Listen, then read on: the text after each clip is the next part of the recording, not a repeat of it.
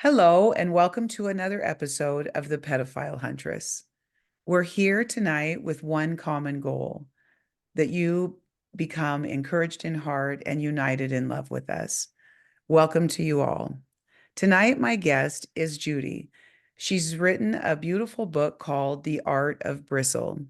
Bristle, in her words, means to pretend. I don't believe that there's a child on earth that came through trauma that doesn't understand what that means. I'm going to read this message that Judy sent to me. I think it's just a beautiful message. I opened my messenger and there was this lovely message from a woman of God, and I just wanted to share it. I thought it's the heart of who we are, and it's why we're here and doing these things. And Judy writes to me, I listened to your story on YouTube last night. I'm so sorry. I'm sorry for all of us, but I believe in a sense God is bringing more and more of us to the forefront, the battlefield. There has been a lot of spiritual warfare with writing my story, as I know there has been for you, and with all of us sharing our stories. The attacks that came and still come. I ask God, do you want me to stop? What am I doing? The answers come to me each time through a Bible verse in my daily devotion or through a person who has encouraging words. So I know He wants me to proceed. My sisters won't talk to me. I think of the Bible stories where God has asked humble, stubborn, scared people to do His work. So I feel I can't back down now. I know you feel the same way. I know God is fed up with the abuse of His children.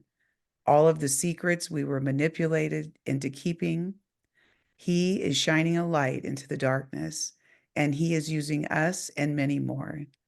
Enough is enough. Judy, welcome tonight. I'm so excited you're here with me. That message, I have to tell you, I've sent it to some close friends and family members because it felt like words I could have written. I know God really is building His own army to combat this and fight it, and I have to tell you, my daughter said, Mom, that brings tears to my eyes. I sent it to my husband. He's like, where did you get this? These words are amazing. So thank you for that. It's just beautiful. I want to hmm start actually. Your book was really good. I didn't get to read it all because I work full time too, but I read much of it, and I could tell the story, but I want you to bring us into that early childhood. I love that part where you were at church and you don't know what to do when the plate's being passed. So you stand up and you take coins. So right about that time, just bring us into your story about who your parents were. Take your time and just bring us into your childhood. Well, I loved my mom and my dad. I loved them very much. Um, I always felt responsible for the kids. Um, and I felt like my mom and my dad didn't take care of them as well as I thought that they should. Um, I felt throughout my childhood that I had to be in control, which is a trait of being an adult child of an alcoholic for some of us. Because we don't all come from the same type of family of origin and the different things that they do, but they're all dysfunctional, right? Right. Um, but I I just felt like I had to take care of everybody. I didn't And think about any. you were the firstborn, right? I was the firstborn. Right. Yeah. And so there were a lot of roles involved with being the firstborn, I believe. I didn't, I just my whole life has been in denial. It's like I've been standing outside my body, watching everything unfold, watching things happen. Um, I I lived denial. I didn't really wake up because I didn't know. My mind was always on taking care of my brothers and my sisters and my parents because I was so scared of someone getting hurt, someone dying.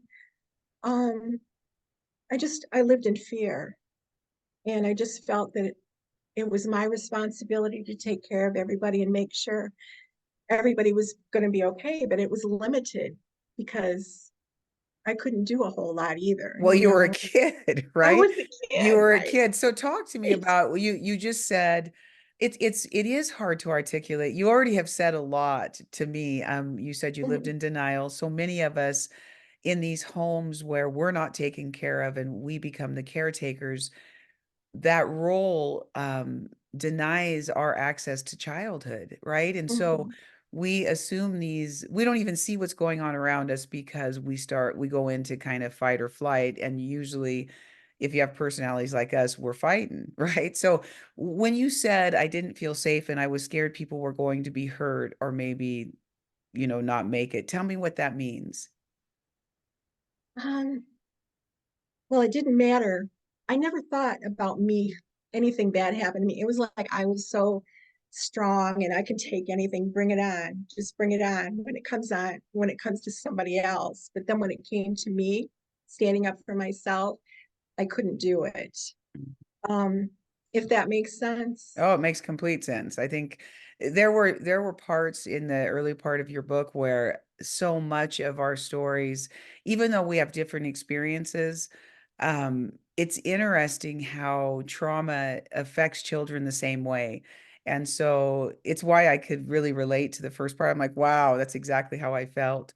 So, in the home, were both your parents alcoholics? Let us know a little bit about who they were.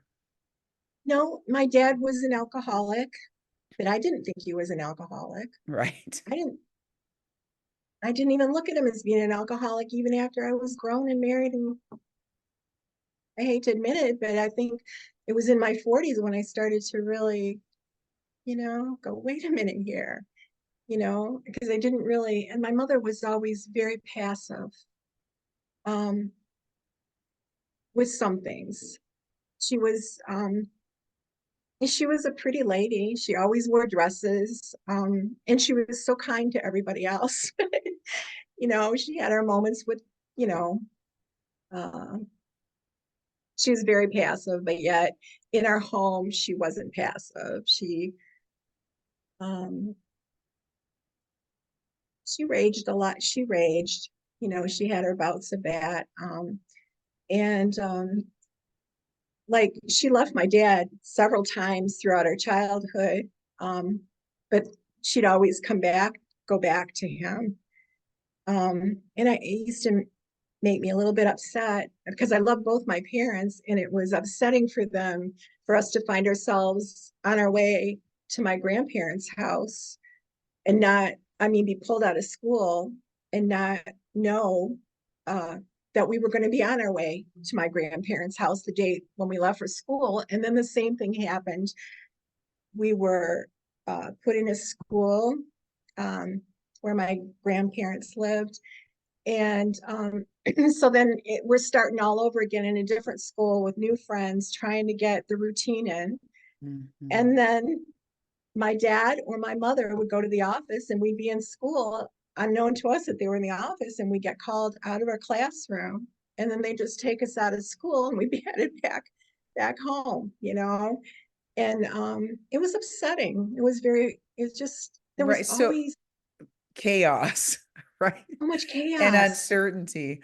and So uncertainty. talk to me about what did they fight in the home? So you say, I didn't know my father was an alcoholic. Talk to me about how he drank. Did he drink every day? Did he drink in the evenings? When he drank, did he get angry? Was he nice? Talk to me a little bit about that so we can understand the One of the environment. first things I remember is I must have been maybe 5 or 6, and I went to a little party store near our house, and he'd been drinking. And I remember he was standing at the counter getting ready to pay for something, and he looked at me and goes, Judy, you can have anything you want. And I don't know why, but I just kind of thought, this is really, it feels, it feels funny. It feels strange. And I said no. And after that, I thought, why didn't I tell him, that I want something? But he would drink and then he would get mean. He'd get Mm, angry. He, I mostly remember him drinking in the evenings, you know, um, like after work. And so yeah, he would drink a lot and then he'd get angry.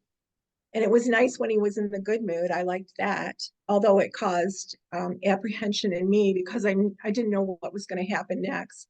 And I never knew when my parents, I mean, everything would be peaceful and calm. And then all of a sudden there would be a fight ensuing, you know, So and they they, weren't right. always Keep going. verbal, they were physical. Oh, so they were physical with each other when these fights Yeah. would break out. Yeah. Then did that physical abuse come towards you and the Yep. other children? No, my, um, I asked my sisters, I said, while I was writing this book, and I said, did dad ever beat you up? And one of my sisters said no, but I remember that day referring to an incident that had happened. And then my other sister said no, that he had never beat her up either. And um, my younger brother says he had a really happy childhood, but they were a lot younger than I was too. So Hmm. there was me, and then I had two younger brothers, and we were all a year apart. And then the younger ones, I think my sister is almost 6 years younger than me, and my youngest brother is almost 7 years younger than me.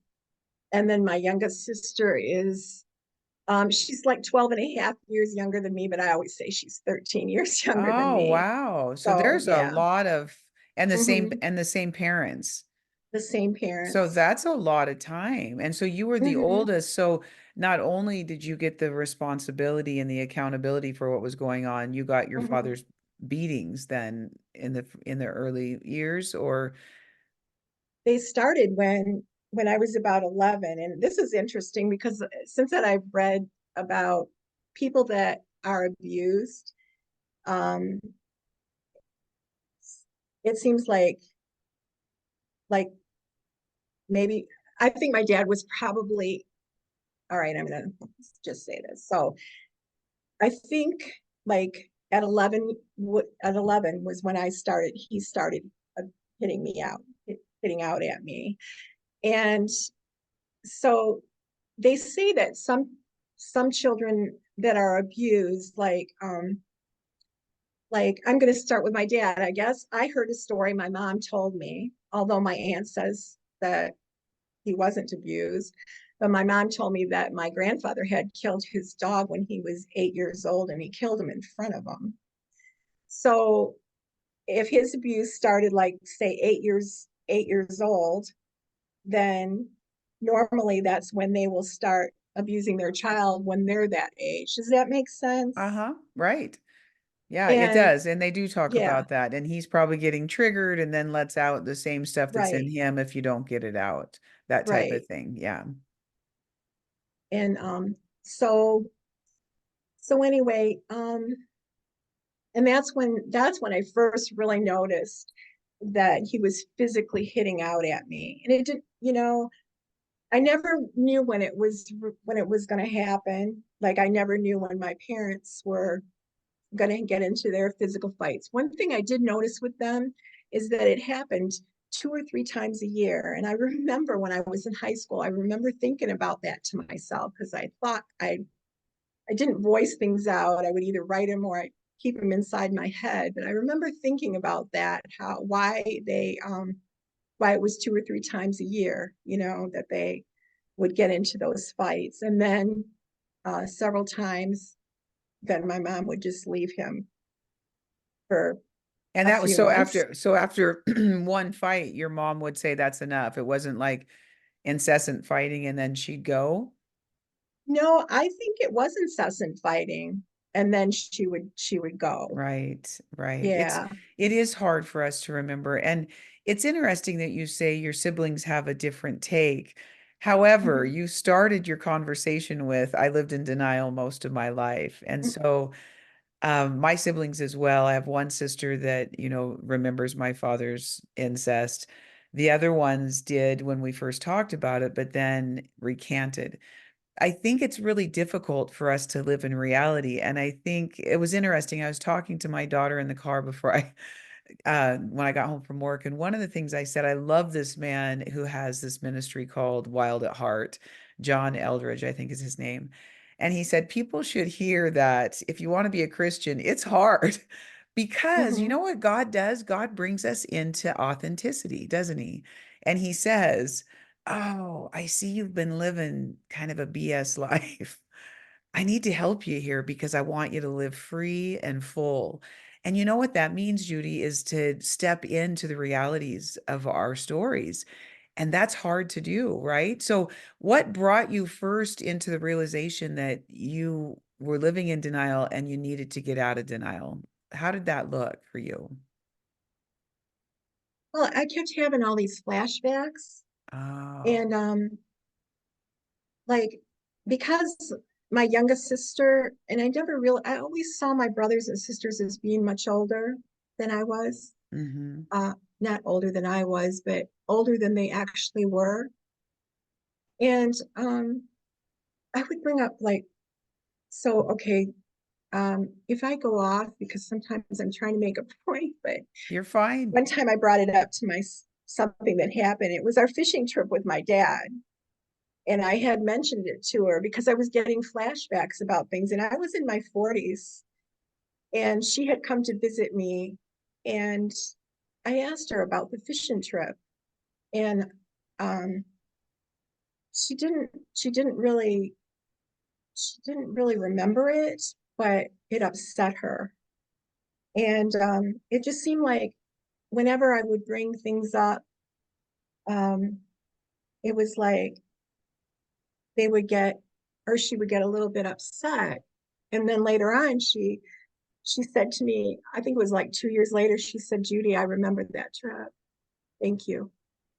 She said, thank you. Oh, but But see, right. what I was trying to say too is that because she says that she can't remember my mom till she was 5, and 5 was when she turned 5, it was my first year at junior college, that I think it was more like a mom daughter Yes. relationship between us. Yes, But I'm sure, right? I was in denial of that too. I didn't, she was just my youngest Well, sister, you were doing your job, right? I was So, doing my job. right. Can you tell us the fishing trip story? Do you feel Yeah, comfortable with that? we just, my dad liked to camp, and one of the camping trips that we were on, and we went up north. Um, my dad was drinking, and um, so he had my little sister, and I think I was 16 at the time, and he was taking her to a boat, and I followed him because I knew he was drunk, and he was really drunk that day. And so I followed him, and he didn't want me to go. And he was angry that I was going to go with him. And but I got on anyway. And I put my sister's life preserver on her. And I can't remember if I put mine on me. Right. And I'm almost positive my dad didn't wear his. And we went out and started out over the water, and I'm holding on to my little sister. I think she was maybe 3 or 4 at the time. And so my dad started talking to me, but I couldn't really understand him because his words were really slurred. And I don't remember too many times when he talked to me that his words were slurred, but this day his words were really slurred. And he stood up. We were out on the water, and he stood up. And when he stood up, the boat went to one side. And my dad was heavy, and then he went to the other side, and I was holding on to my sister and just looking at the water outside. And then he um he had to pee, so he just unzipped his pants in front of me, and I hurried up and I looked away. And then he, you know, went in the water. And then uh, and then I remember coming back to shore, and I remember my other sister standing there. And then that's when I got off, and I was upset, but I don't remember too much of it. I just remember being upset, getting off the boat, and having my baby sister, and then my other sister taking her. And I don't remember anything after that. Right. And so it's interesting when you talk about these flashbacks come back to us. And I've been in a lot of counseling. I had to for my story, and thank God I found a good one. I actually fired some until one fired me because she said my issues were too big, and I'm thankful she did. But one of the things that he would always say is the older we get, the harder it is to deny and hide memories. It actually takes mental power to hold memories down. So as we get older, for many of us and many listening, you get in your 30s and your 40s, and those flashbacks, they start coming because it's a normal process of life, right? Like you always talk about memories in the golden years, and everybody's always going back and thinking these grand things. Unfortunately, when you have a bunch of shit in your past, all of those things come out and they're not pretty. And so, I always talk to my husband about, y'all sit around and tell your stories, and I don't get to tell mine because I was in a really abusive marriage after my parents, and so much of my past are stories people don't want to hear. I can fake out and tell stories about just going quadding and we had a beautiful boat, and I could do that, Judy, but the truth is, God didn't make me that way once you step into your story and you start telling the truth. So you go to your sister and you say, and what's happening with your siblings is they're probably getting flashbacks as they get older. And so they have to fight that. I mean, as we get older, to me, the beautiful part is if you want truth and if you want reality and if you want God to move you into healing, it's all set up that it's there for you, right? Does that make sense? Mhm. Yeah, yeah, it is. So And and that also brings the theme up where you're saying I was terrified that people might not live, because you did say that in the beginning. So this is kind of always a afraid. theme. And where's your mom? Why is she not making sure this little one's safe or you're safe And for that I don't fact? even know where my mom was. And I just remember, I don't even really know where I was. I mean, again, I'm just watching my dad take my little sister onto the boat. And I knew I had to do something because I was responsible. I felt responsible. And I was worried about him too because he was drunk, but I wasn't about to let him go Right. on that boat with my sister, with my little sister. And I think a lot of living in or catching up to me and starting to open my eyes is I always felt like I was so different. I never really felt like I fit in with anybody. Um, and everything I did, no matter what I did, I always felt like I was bad. You know, Mhm. um, I never felt good enough. I always felt like I disappointed people. And I I could put on a fake smile and act like everything's fine, but it wasn't fine. And then I would have through the years, instead of facing people and asking them, why did you do that? Or why did you say that? I would write it down, or I would just put it on paper. Or again, I just keep it up here. The Some people, offense, you mean you would write the offense down? yeah, I would Oh, write different things interesting. that happened, Hmm. to me. um, I would just express all my feelings that were inside Hmm. because I locked everything up inside Hmm. because I was afraid to express my feelings. Right. Because I was bad then too. No matter Right. what I did, no matter what I did everything wrong. At least that's how I felt. Well, I And understand. so I would write things down or again keep Mhm. them in my head. And I've had people say to me, wow, because I'm in my 60s and it's like, how can you remember all that? Because I don't even remember that from my childhood. Well, when you when Mhm. you're constantly worried and this is what, you know, all this chaos that you never know when it's going to happen or when it's going to come up. Right. That's what you remember. My One of my brothers asked me, he goes, Judy, do you have any good memories? And I said, no, not really. I don't, you See, I know. when you're being truthful, it's Mhm. yes, it's tragic, but it also brings life. And it's a hard thing to explain that I am so thankful for a God who said, Jody, I have to bring you back to these places. I have to bring you back to so I can go with you and bring you out. But people don't really get that. Like everybody's like, oh, no, don't go there. Just go over here. But the problem is it kills you daily because, like what you said, and traumatic memory is stored in a different place in the brain. So when you're a child who has loving support around you and you've been protected, you can remember the ice cream cone. You can remember Mhm. the red car that your neighbor had. You can remember the dog Sally that lived next door. When you're living in chaos and trauma and you are not safe and your environment isn't safe, do you know what you remember? Your environment wasn't safe. I don't know whose dog lived next door. All I know Mhm. is I'm trying to get through today. And we were so invested in getting through the day. I think that God needs to stop that reality in us and say, we're going to go back and bring me with you and let's look at it all so that we can leave it there. And then today, now we can start. I just thought about this the other day, Judy. All of my life, since I was little, I always dreamed of tomorrow. There was going to be this great big rainbow tomorrow somewhere.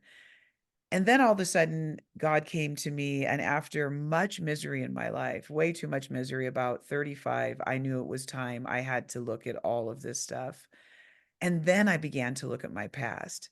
And I realized it's now, and I'll be 60 this July. I just realized the first time in my life I actually live in today.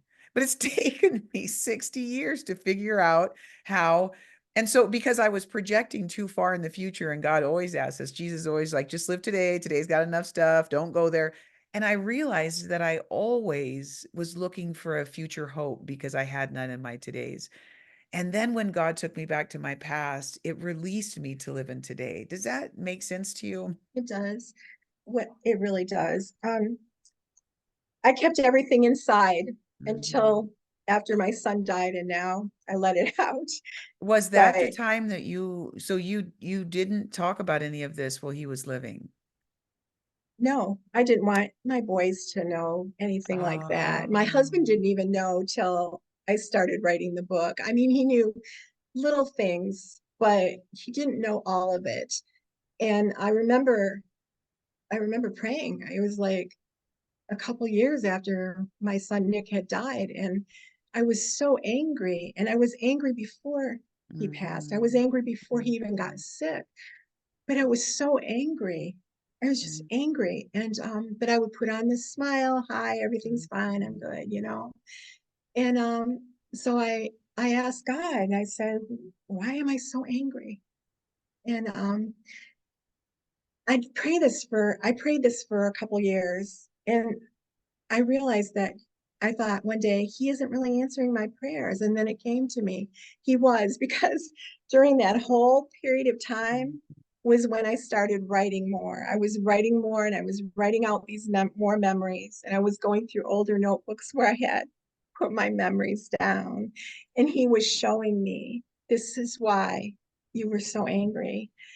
And what's amazing about this is that he he showed me so much more than I ever, I say I didn't really realize my dad was an alcoholic till he was in his 40s, Mhm. but I really didn't even really thoroughly realize it then. To be honest, it was while I was doing this, writing this book, this all my memories. I wasn't even planning. I would write it. I mean, but I never dreamed in a million years I would write about my life. I Mhm. wrote children's stories, or I would write, um, I don't know, romantic fiction and stuff like that. But I never wrote about my life, and that's how this all kind of came together. But he was showing me, and there's still some questions I have that haven't been answered and might not ever be answered. Mhm. Sometimes I wonder if my dad was my dad.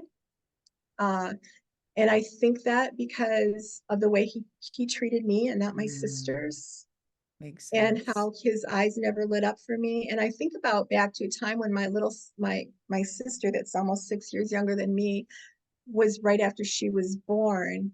And I remember she was like maybe a toddler. And I remember how loving. And even then I thought, wow, he really loves her. He does, because of just how Mm. I don't know, he's just, I could tell his eyes lit up, how he treated her, how he treated me. and that conversation, my mother had a conversation with a lady from church one day, and I was kind of always listening in. Um, and she told her friend that I was an accident, but that my younger brother, who's a year younger than me, wasn't an accident. He was planned. And I'm thinking, okay, back in the 50s, who was planned? Right. I mean, there wasn't birth control, right? Right. And Right. that kind of like, and then we were in a store one time, and a lady that had known my mom, and she was 10 years older and was part owners of the store, and started talking about how my shoulders were, and I had broad shoulders, and that um I could never be a model, and I wasn't even thinking of ever being a model, and my mother never said anything. And To defend I you. to yeah, I don't. Yeah. And then I thought, well, why would she say that to my mother? Why would she bring that up to my mom? Right. you know and there's some other things too. And I did have a DNA, but my siblings won't do the DNA, so I don't know. If I think he Oh. probably is my biological father, more than likely, but I think it would help me psychologically just to think that Hmm.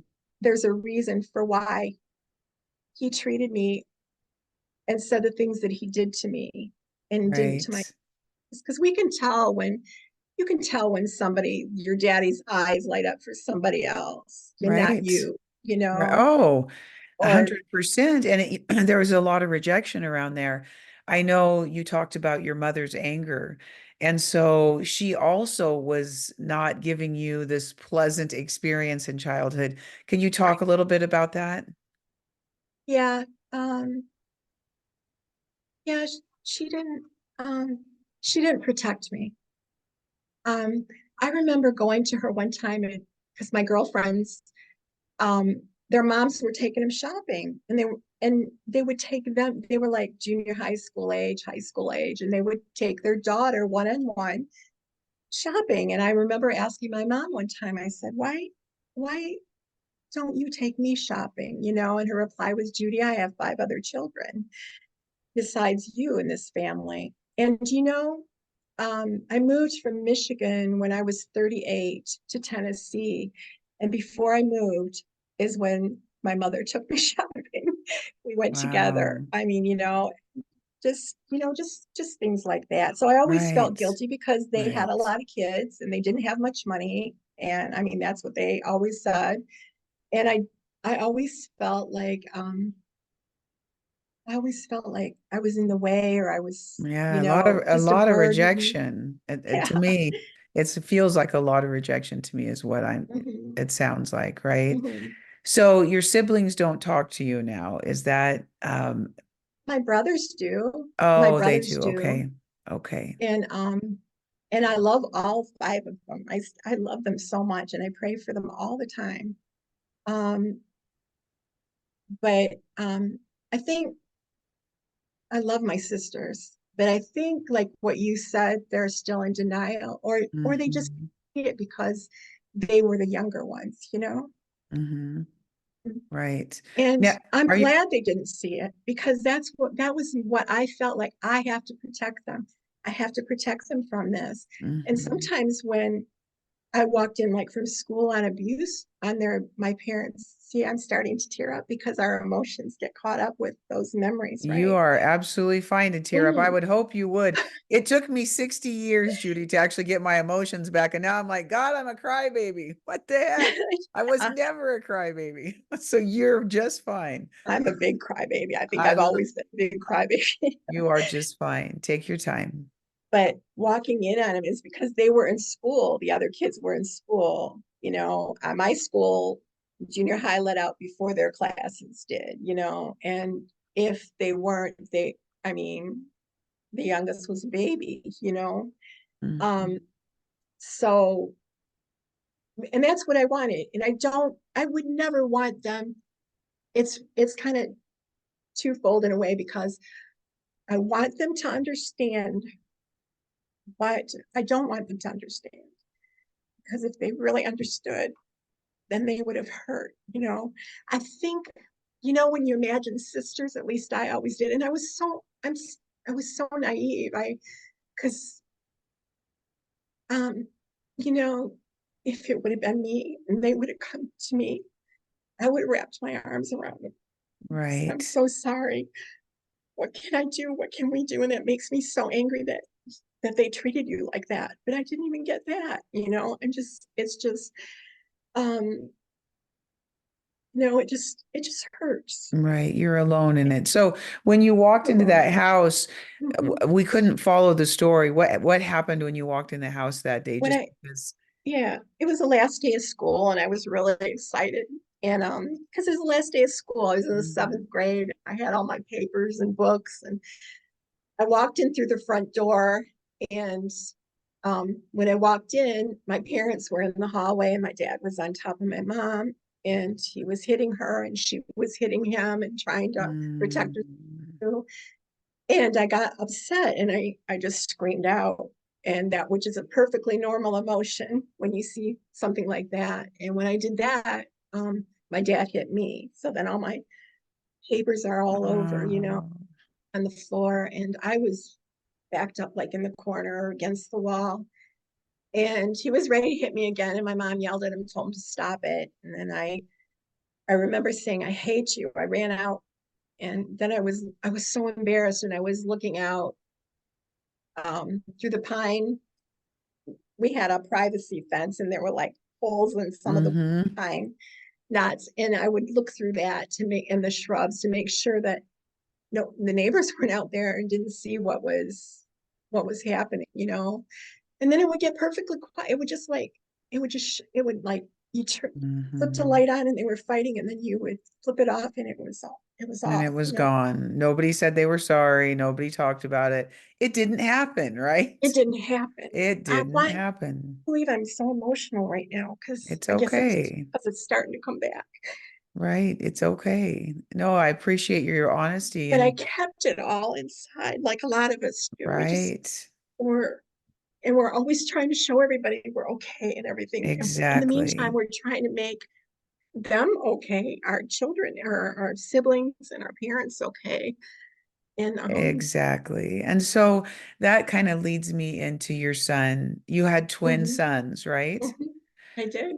You did. And so it was Nick, and what was your other son's name?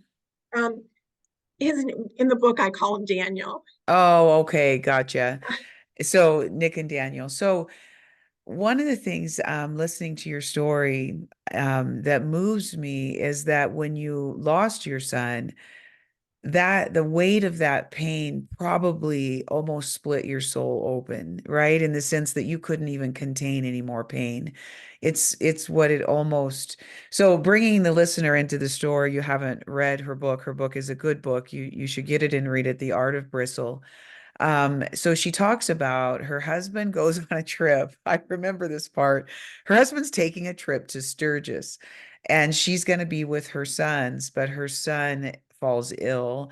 She takes him to the hospital, and he is diagnosed with leukemia.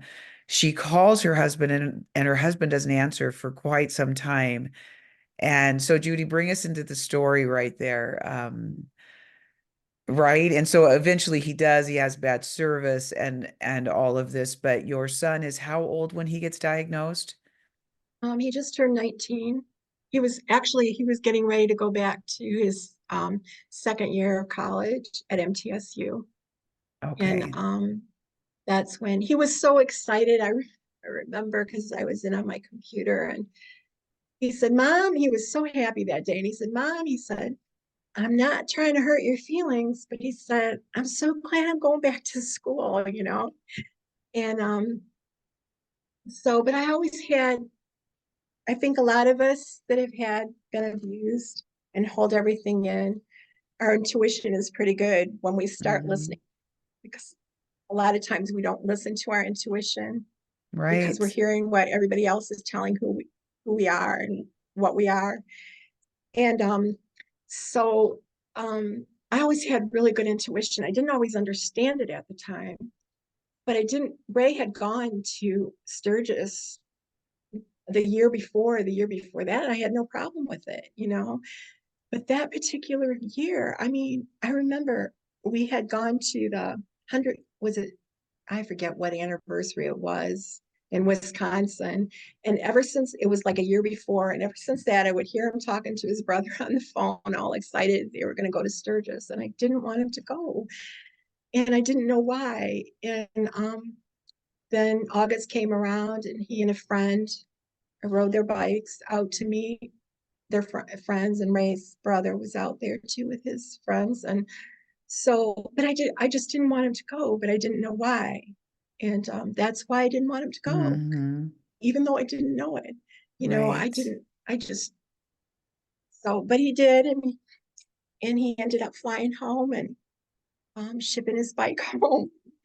It was hard. It was hard for him too, because he just really hard. And Mm-hmm. because he didn't want to, he was in denial then too. He tried to comfort me and say, it's probably not leukemia. It's probably a wrong diagnosis. Right. And so just,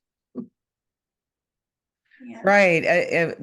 Reading that part, I have to tell you, it was an incredibly hard part of the book where you talk about actually this is in your book.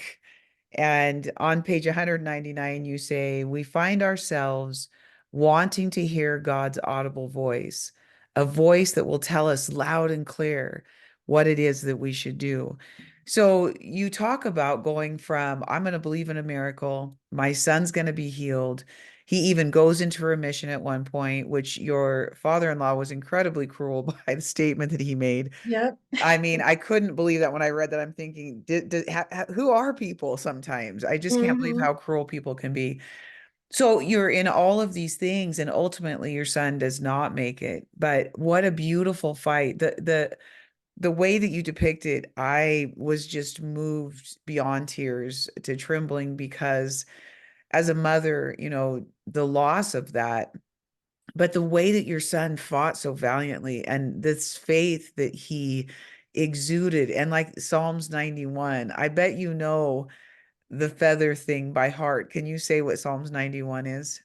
I can't say the whole thing. I was thinking Just about that that little feather thing, it was quite remarkable.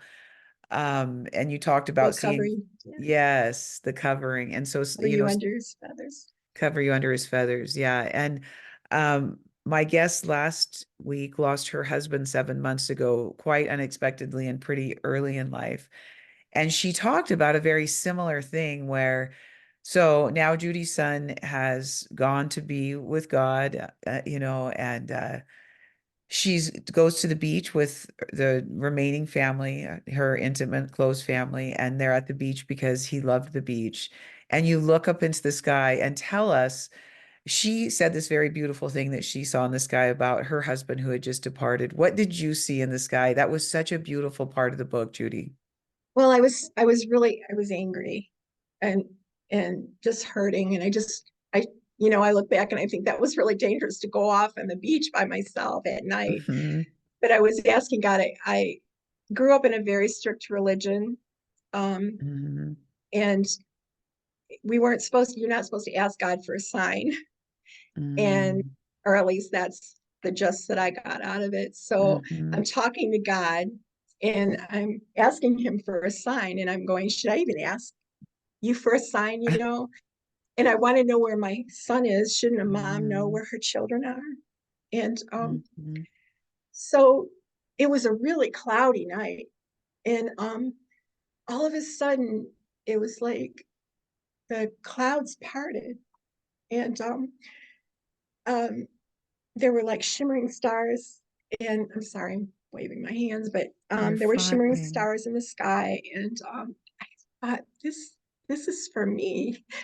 And we were always giving each other the thumbs up sign when he couldn't talk, when he was in the hospital. And so this cloud was shaped like a thumbs up. And then in the clouds, I could see his face. And I just knew there's so much peace that came over me. I knew God was answering me. He was okay. Yes. He wasn't, um, as some religions believe in just the grave and everything. You just don't exist anymore. But Hmm. but we do exist after.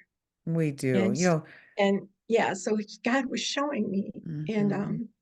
he's so personal. He's not a religious God. It's this religion is Hmm.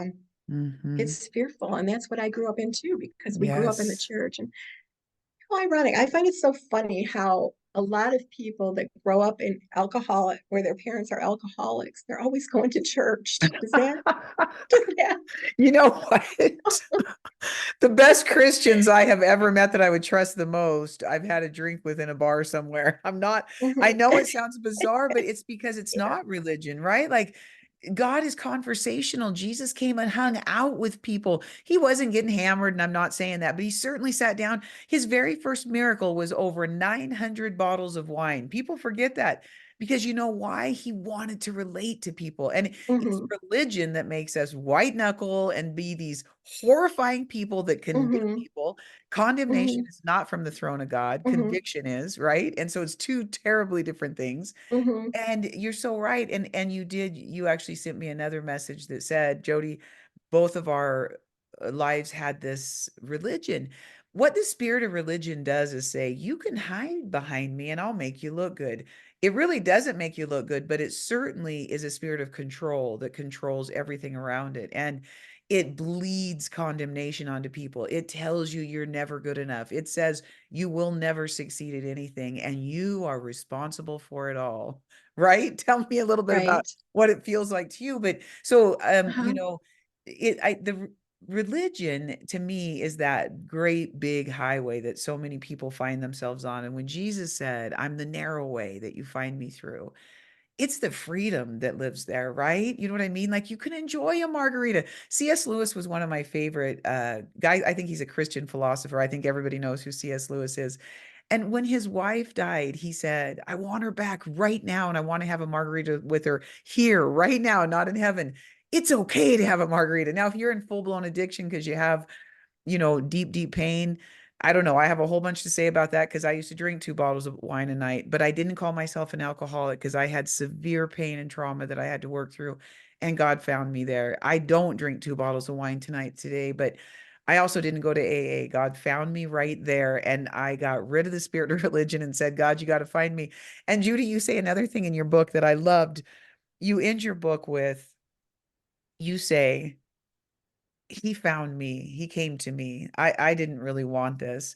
And I feel the same way. And so getting back to your son's past now, and you see these beautiful thumbs in the sky, and you see his face, and like Paul says, to be absent in the body is to be present with God. I believe that scripture with all my heart. I had to learn the Bible so I could get rid of the spirit of religion because my dad, right, took my virginity and taught me about God. I was pretty screwed up about it. So I got the Bible out and I found the real God, and he's a pretty cool thing. But so now your son's gone, and I know you know the same, Father, that what I'm talking about. Now you're left with this agony that probably I don't think I've always said to God, I'd rather live my childhood through 2 times more than ever lose a child because they are the gift that I go to sleep by. When I'm anxious, I think of my children's faces and my grandchildren's faces. And so I just can't even imagine the agony of the loss of a child. But the way that you explain this is that God uses this experience. I don't think God causes bad and all that stuff. I can't explain why bad stuff happens in the world. And if God could barely tell us anything. Remember when Jesus said, I'm not only telling you a little tiny bit and you're not doing very well with that. So I don't need to know all the mysteries. But talk to me about how he used that because you said it again, which I thought was a beautiful example of how God takes pain and really does indeed use it. And so this could have been an experience that led you to the bottle or led you completely into the spirit of religion and being agnostic and hating everything. But instead, you actually bloom. So talk to me about that a little bit. Uh, kind of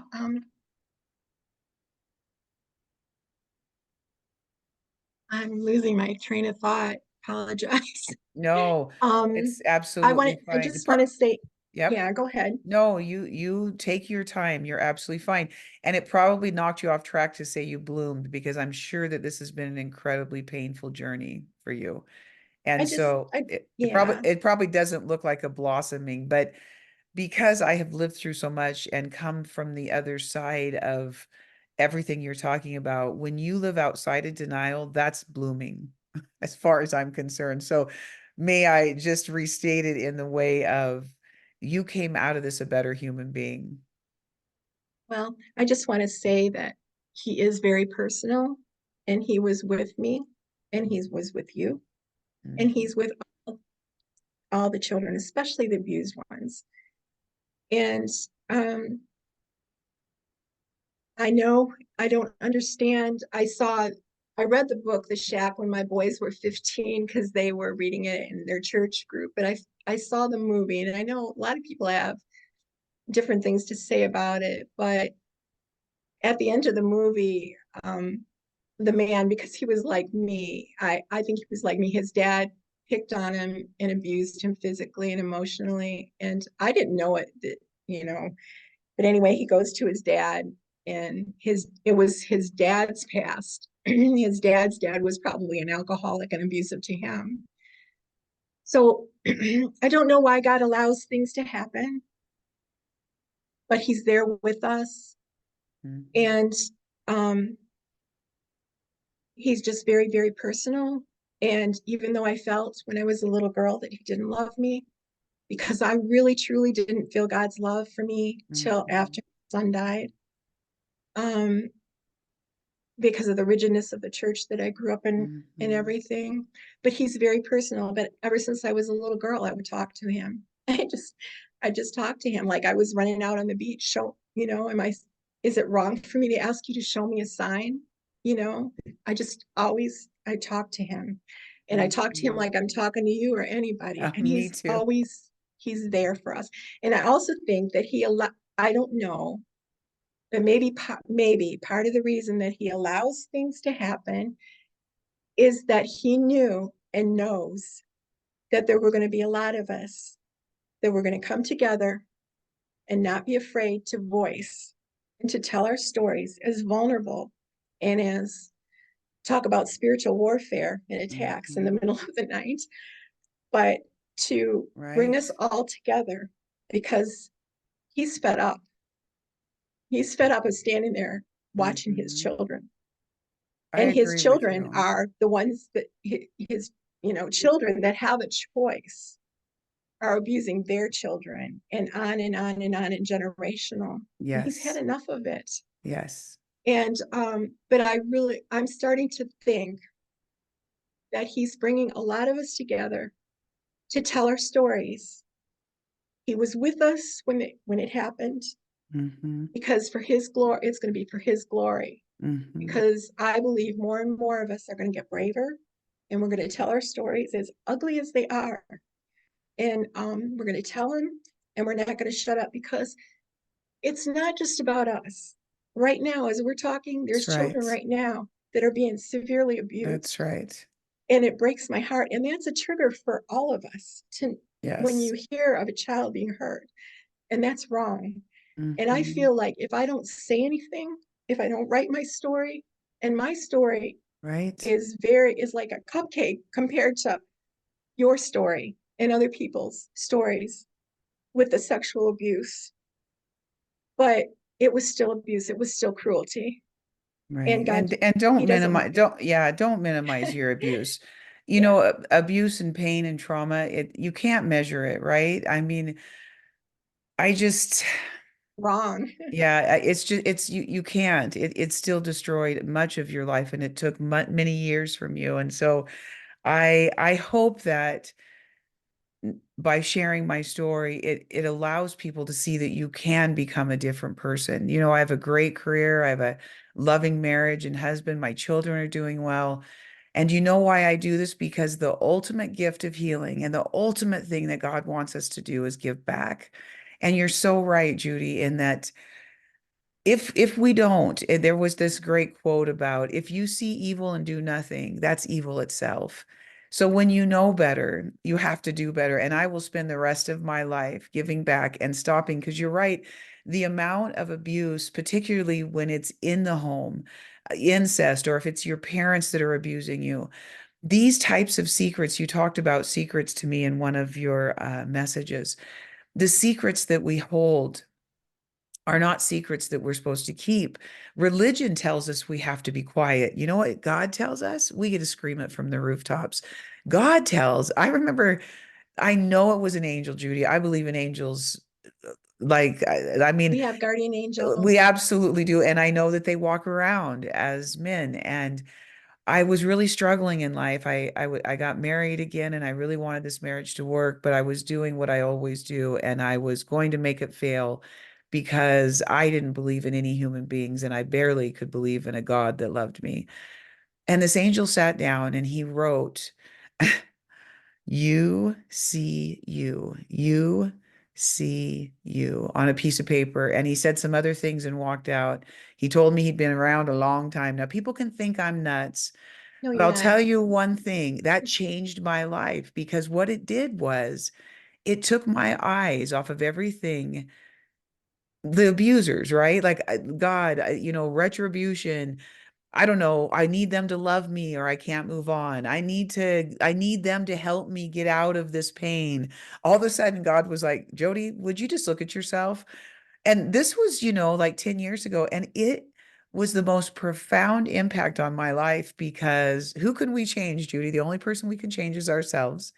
We can tell our stories. We don't have to have permission. We don't need our parents to give us permission. We don't need our siblings to give us permission. God says you have the right to be authentic and be who you are. And it's kind of what you're saying. And if we tell our stories, what's going to be really cool is for all of you listening that do not have the strength to tell your story, start with God, just like Judy said. I talk to him. I bet I talk to him 50 times a day. If I, someone's going to think I'm nuts when I get old because I'll probably start talking to him out loud Because because he's our real dad. He's he's our my real best friend. father. And oh my goodness. Exactly. Exactly. So, Judy, this started for you after your son's death. Talk to me a little bit about that. How did that transition? I know that it's hard for some people to identify the spirit of religion and the spirit of God because they're one's from hell and one's from light. So, talk to me about how you identified the two and made that distinction. Just see, I grew up in a really strict church. I could tell you, I knew the Bible. I couldn't recite everything, but I knew it, and I Mm-hmm. knew what God said. And I was so scared I couldn't even move because I was so afraid Right. no matter what I did, I was going to go to hell because I was never good enough. And I never felt Mm-hmm. love, but I kept talking to him. And but when you really truly have that relationship with him, when you talk to him about everything, he comes to you and Mm-hmm. he I say he comes down from where he reigns one on one with you if you want that. And it's just you just know it. It's so personal. Mm-hmm. He's just you I mean, it's just the feeling that you just know that you know that you know. Yes. You It's know? it's And you said about an angel. Well, it says in the Bible that mhm. we entertain angels. Yes, yes, it does. So and he looks out for his children. And I can tell you, I have been in such deep, dark, despairing places that I don't know that I wouldn't make it. I mean, I would have made it, but I made it a little bit better when I met a couple messengers along the way. And I remember I was actually thinking of this the other day. This one man sat down and I just had a terrible loss in my life and was going through some pretty dark times. Excuse me. And I wasn't sure how I was going to make it. And I could feel myself spiraling. And this man walked in, and there was something just really odd about him. And he came and sat at my table, which was the strangest thing in the world. And he started talking, Judy, and I said out loud, "You sound like God," because it's hard for me to articulate how loving God has been to me through my fighting him, through my not trusting him, through my not trusting people, through making my life worse as a result of the choices I was making now as an adult because of the severe abuse I'd been through. And this guy sits down and I'm like, "Oh my God, you sound like God." And it's weird. He walked out the back door. He walked like the only thing was in there was bathrooms, and he never came out of those bathrooms and he was gone. all I can say is thank you, Father, because in that moment I needed it so desperately. And it's like what you're saying, when your son left, you needed that desperately. And when you said, can you ask God for signs? You better believe it. Now, don't walk around all the time asking him, but every once in a while, when you're down and your heart is desperately raw, you bet ask him. What we're doing here, if you're listening to this right now, that's a sign that God's saying, I love you, because he brings his people. I pray every day, Father, bring the people that need to hear this message. So Judy, we're at time. I love having you here. I'd like to have you back. I've started doing panels with guests that are on because I know, as you said, God is bringing us together, and I want to help facilitate that. The work that I do has really helped me just learn some of these tools. So I would love if you'd be willing to come back in the future and be on a panel as we just kind of talk through these things. Alcoholism is very much a part of childhood trauma, and then from that, there's a result, all kinds of resulting injuries and insults happen to children. So if you'd be willing to do that, but I always like to give guests just the last few minutes to say anything that you feel like you'd like to say and leave, and then we'll close. Yeah, let me see. I just want to say that he's with us, especially those, I'm repeating myself, but especially those that Okay. have been abused. He's always been with us. He's very close, and he just he wants a relationship with us. And even though we went through what we did, he's working through all of us for him to be glorified. My son said before he died one night, after he told me that he wanted to live, but if God wanted to take him, he was going to go. And he said, but Mom, he said, trust Jesus.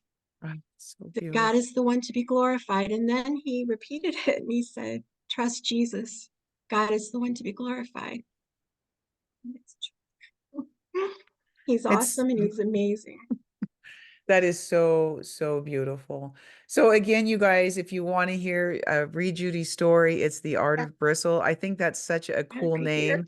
Yep, Here it there is. it is. Tell them where they can find that. Really, they can get it in any on Amazon and any other online format. Um, in any store, that bookstore, they'll order it for them too if it's not in the store yet. And there's very few that are in the store right now. So, but yeah, just ask for It's it. It's Art of awesome. Bristol, and I just encourage everybody to tell their story because the more Yes. our stories we tell, we're helping we're helping children. Yes. I love Yeah. it. And Psalms 91, look for the feathers this week. All right. Love you all, Judy. I'll talk to you soon. Thank you so much for being here tonight. Thank you for inviting me. Yeah, absolutely. Good night.